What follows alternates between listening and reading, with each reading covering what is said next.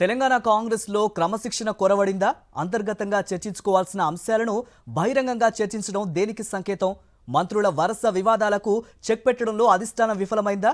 Let's watch the story. హస్తం పార్టీలో ఇంటి పోరు తారాస్థాయికి చేరింది.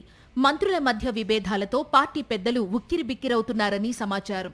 ఒక సమస్య పరిష్కారం అయ్యింది అనుకునే లోపే కొత్త సమస్య రావడంతో అధిష్టాన పెద్దలు తీవ్ర అసహనంతో ఉన్నారట. మంత్రి అడ్లూరి లక్ష్మణ్ విషయంలో మంత్రి పొన్నం ప్రభాకర్ చేసిన వ్యాఖ్యలు 3-4 రోజుల పాటు పెద్ద దుమారమే లేపాయి. పొన్నం వ్యాఖ్యలపై తీవ్ర అసహనం వ్యక్తం చేస్తూ అడ్లూరి లక్ష్మణ్ వీడియో విడుదల చేయడంతో మంత్రుల మధ్య విభేదాలు రచ్చకెక్కాయి.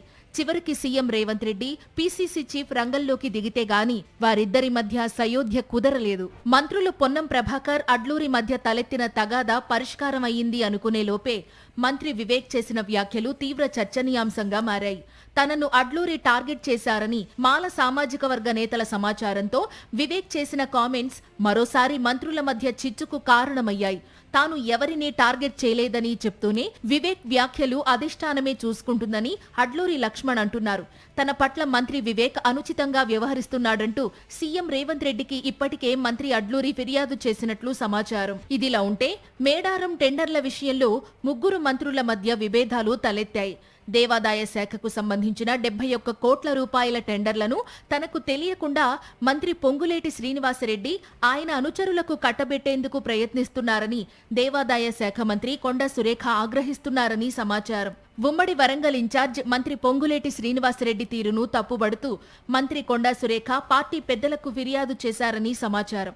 మంత్రి శ్రీనివాసరెడ్డిపై ఆరోపణలు చేస్తూ మాజీ ఎమ్మెల్సీ కొండా మురళి, జాతీయ అధ్యక్షుడు మల్లికార్జున ఖర్గేకు లేఖ కూడా రాశారట. మరోవైపు తన నియోజకవర్గ టెండర్లపై వివాదం చెలరేగడాన్ని పీసీసీ చీఫ్ దృష్టికి తీసుకెళ్లారట మంత్రి సీతక్క.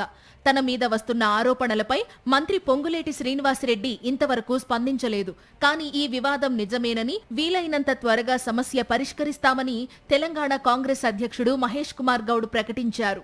మంత్రుల మధ్య విభేదాలు రోజురోజుకు పెరగడం పార్టీ పెద్దలను కంగారు పెడుతోందట.